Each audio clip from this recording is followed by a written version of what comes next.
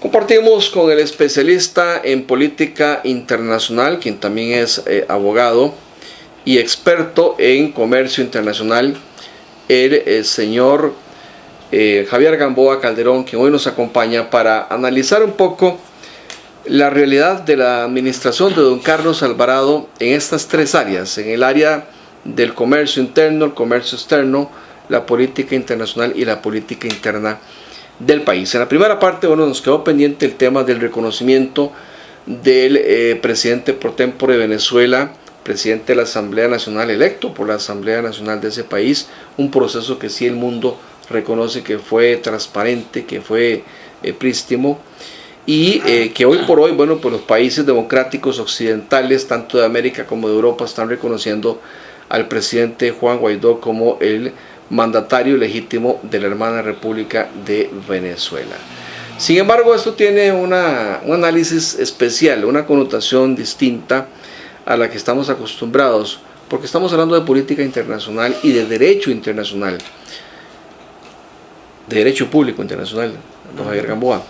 ¿Cómo analizamos este reconocimiento ya de todo el bloque europeo de Juan Guaidó y de los países democráticos de América, que me parece pues es donde más fuerza tiene y es donde más debe de pesar, porque estamos hablando de las regiones y las áreas más cercanas a donde está ubicada Venezuela? Pues si estuviésemos en Medio Oriente o en África, la dinámica debería ser otra, pero en este caso lo que pasa en América Latina tiene que ver mucho con Europa y viceversa, o lo que pasa en América Latina tendrá que ver mucho con lo que ocurre en todo el continente americano.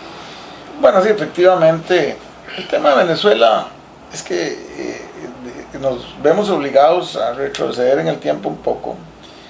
Ahí se han venido dando una serie de eventos de violaciones a derechos fundamentales y a otra serie de cosas, con el accionar del presidente Maduro y en algunas decisiones que ha tomado, ¿verdad?, como desconocer a la Asamblea, posteriormente los diputados que fueron electos de manera transparente en un proceso democrático son desconocidos, como le decía. En fin, se han venido desencadenando una serie de eventos, uno tras otro, que vienen a dar con una situación con una maraña jurídica bastante compleja, porque es extraño, y para cualquier persona le puede normalmente parecer muy extraño, de que una persona que es presidente de un congreso se autoproclame presidente de un país. Fue lo que hizo Juan Guaidó. Bueno, se lo permite la Constitución hacerlo. Bueno, el tema ahí es el siguiente, ahí es donde uno entra a hacer un análisis objetivo de las circunstancias. Cuando un país reconoce a otro, en este caso Costa Rica reconoce al presidente Guaidó y desconoce al régimen de Maduro, eso debe de fundamentarse, ¿verdad?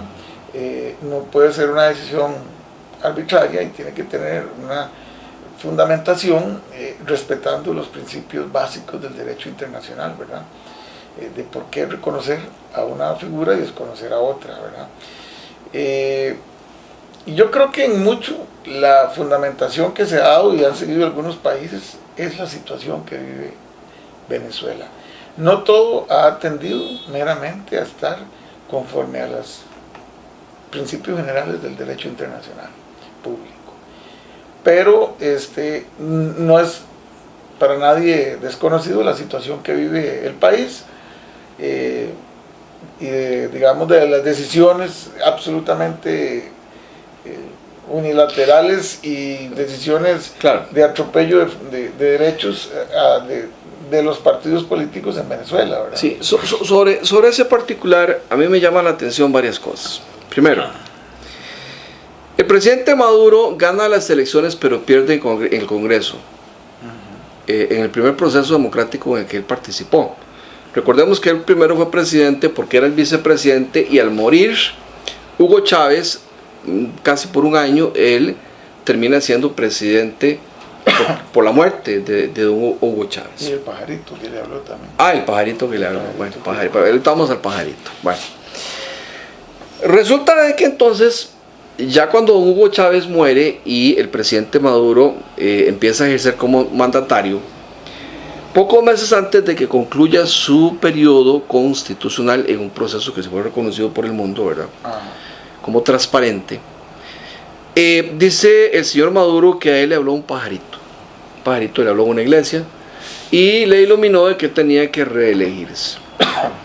En esa elección, él gana, ajustada la elección, pero él la gana, pero pierde la Asamblea Nacional. Correcto. La Asamblea Nacional empieza a hacer su trabajo, como Carlos Alvarado, que no ganó la Asamblea Legislativa, ¿verdad? La Asamblea hace su trabajo de oposición, de control político, que no le gustó al presidente venezolano, y entonces el señor Nicolás Maduro toma la decisión, junto con su grupo de oposición, de convocar a una Asamblea Nacional Constituyente, con poderes plenipotenciarios, así dijeron ellos, para pasarle por encima a la Asamblea Nacional.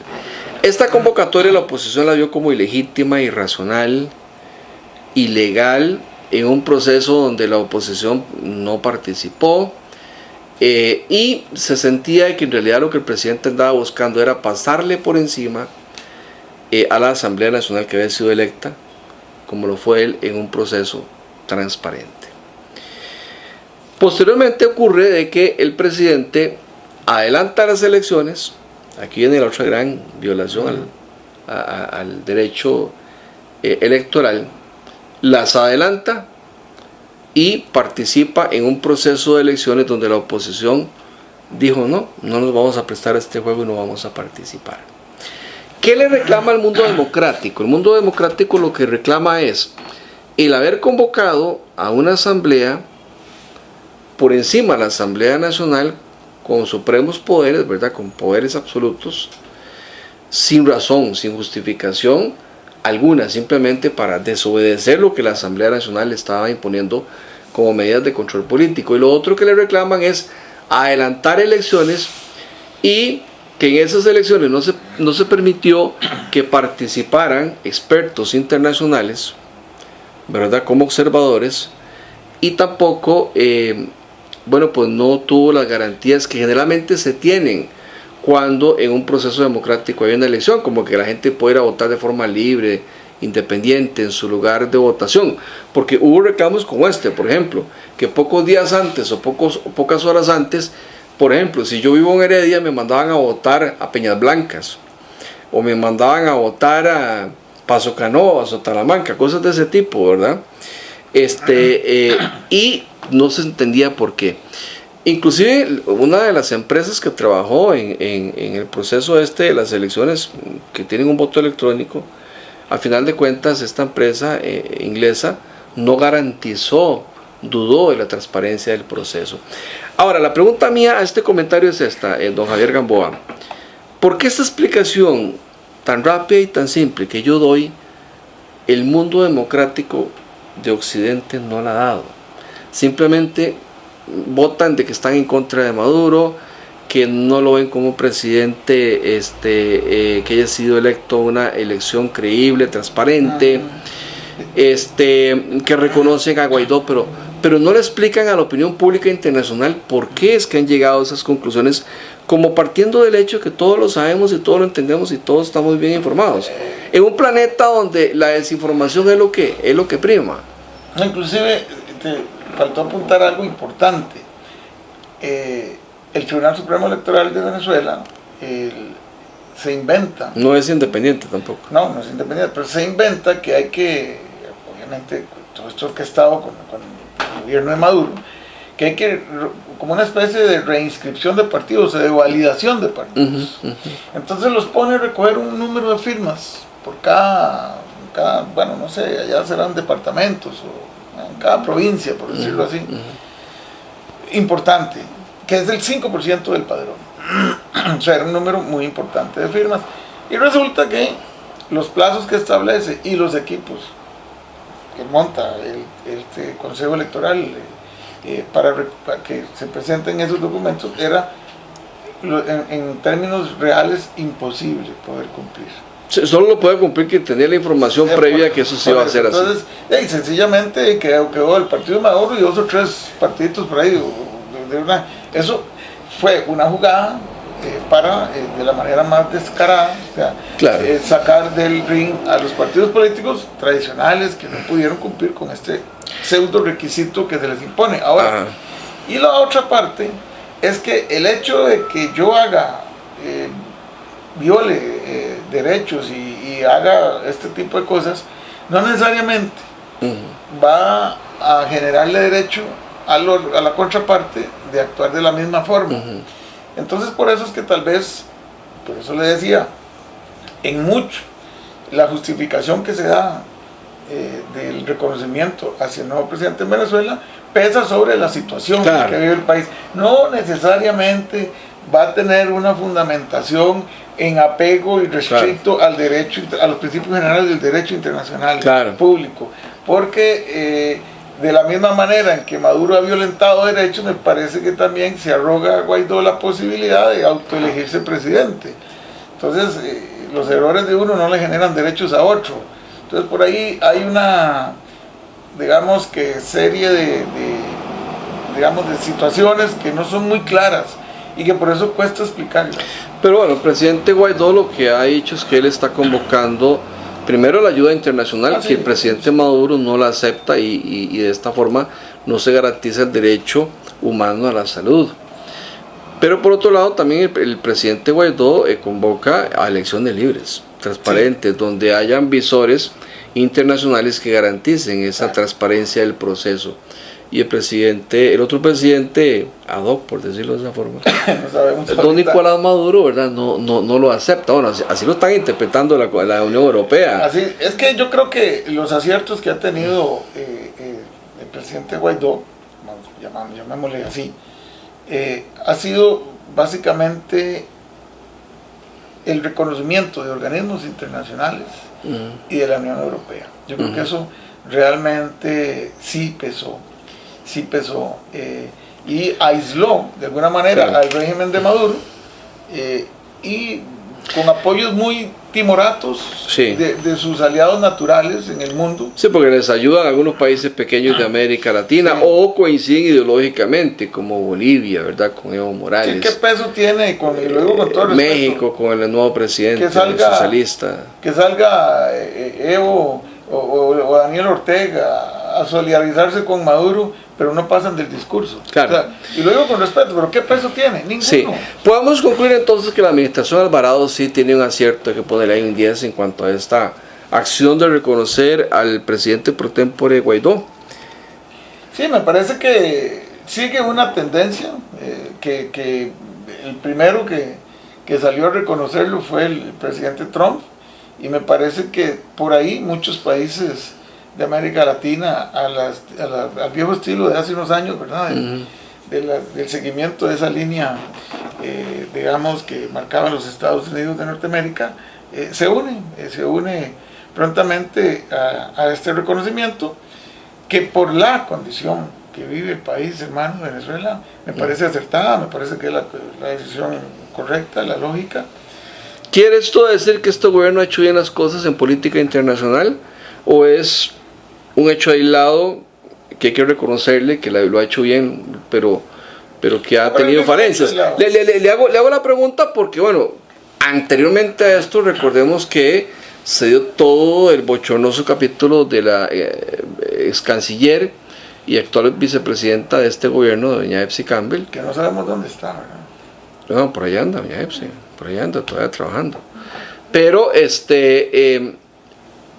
bueno, donde se le criticaba que hizo nombramientos tal vez de forma incorrecta. Mire, yo creo que uno debe ser justo en la medida justa.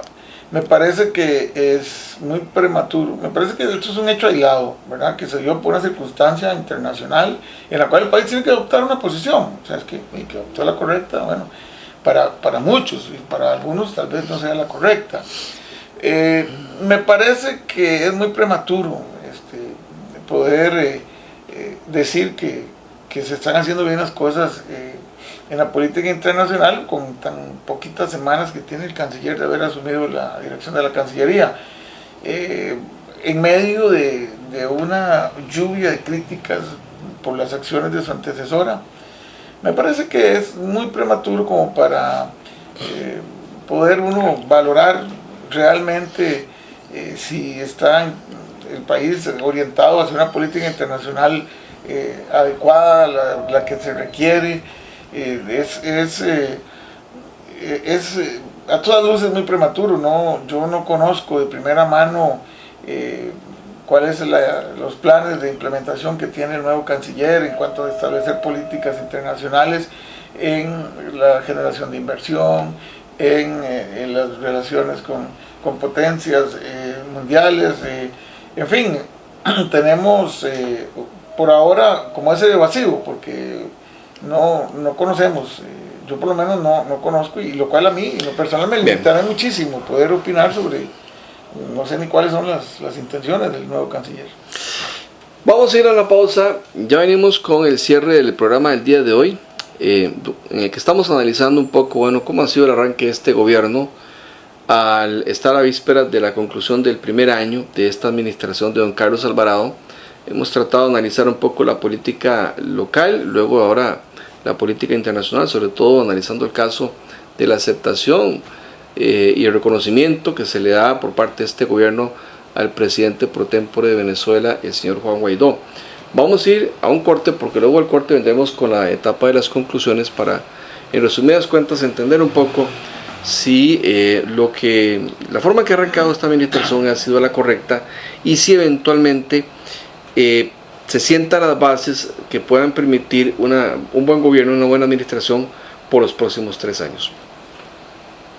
Teleplus Digital, los mejores canales al mejor precio, más de 50 canales por solo 10.500 colones al mes. Con Teleplus Digital podrá disfrutar de señal calidad digital, más tecnología y los mejores canales, con cobertura en toda el área metropolitana. Teléfono 2286-3344 o 905-1234567. Correo electrónico ventas@plus.cr. WhatsApp 6046-1086. Teleplus Digital, calidad impecable a un precio increíble. Se pueden hacer muchas cosas con una botella. Tomar agua, un embudo, sembrarle una planta. Pero nunca pase productos químicos a botellas de agua, de té o refrescos porque le puede costar la vida a su hijo o hija. Siempre tenga las botellas con el nombre para que usted mismo no se equivoque. No se lleve los productos químicos del trabajo a su casa. Evite y prevenga las intoxicaciones. El Parque Nacional Volcán Poás abre sus puertas nuevamente, ahora con un moderno sistema de reservas. Ingrese al sitio www.sinac.go.cr y haga clic en Compras y Reservas en línea. Luego de crear su usuario, ingrese la información requerida. Al completarla y finalizar el proceso, recibirá en su correo electrónico la confirmación y un número de reserva que debe presentar a la entrada del parque. El derecho del parqueo se cancelará una vez llegue. Que disfrute su visita.